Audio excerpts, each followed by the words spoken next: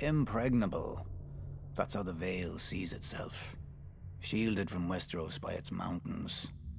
They call the entrance to their land the Bloody Gate because, during the Age of Heroes, a dozen armies supposedly smashed themselves against it. Even if they'd gotten through, the roads of the Vale are narrow, steep, and treacherous. Half their men would have slipped to their deaths, or frozen in the mountain snow. Or so the common wisdom goes. Except the Vale has been conquered. Those vaunted mountains didn't stop the Andals who came by the Eastern Sea. The people of the Vale say that Sir Arryn, the Andal general, flew on the back of a giant falcon and slew the Griffin King on top of the tallest mountain. During Aegon's conquest, one of his sisters did the same, flying her dragon over the Bloody Gate and up to the Eyrie, the Arryn stronghold. And the Arryn boy king yielded the Vale in return for a ride on the beast. Do you sense the theme here?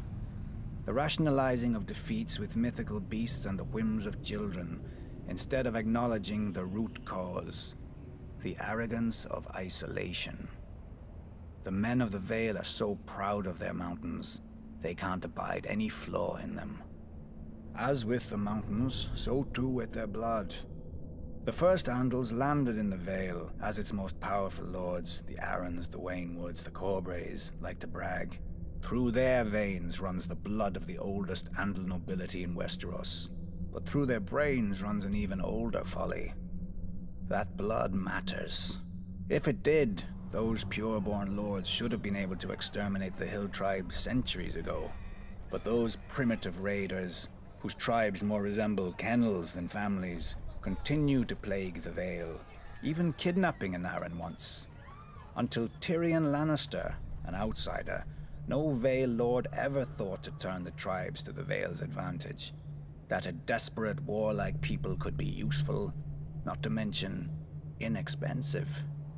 But perhaps the Vale lords consider such thoughts beneath them. After all, the Vale's isolation does breed an abundance of honor and pious bleating, which governs their decisions instead of foresight. Like a blind man who can only guess where his horse is taking him. I doubt Jon Arryn had even prepared for civil war when he raised his banners instead of handing over his young wards, Ned Stark and Robert Baratheon, to the Mad King. Honor demanded, and Lord Arryn obeyed. He'd have done the same if the boys hadn't been the lords of two great houses, who could field mighty armies of their own. But perhaps I give him too little credit. After all, if the war went against them, only Lord Arryn had a nice, impregnable castle to retreat into, and he was wise enough to take poor Lysa Tully into his bed to win the Riverlands as allies. Jon Arryn won, then Jon Arryn died. Wisely, the Vale stayed out of all the ensuing chaos. Its crops did not burn or wither in the fields from lack of men to tend them. Its strength was not drained by forced marches to futile skirmishes. In the Vale, life proceeds as it always has. Calm, proud. A world of high honor undisturbed by armies and men of low birth, but high ambition.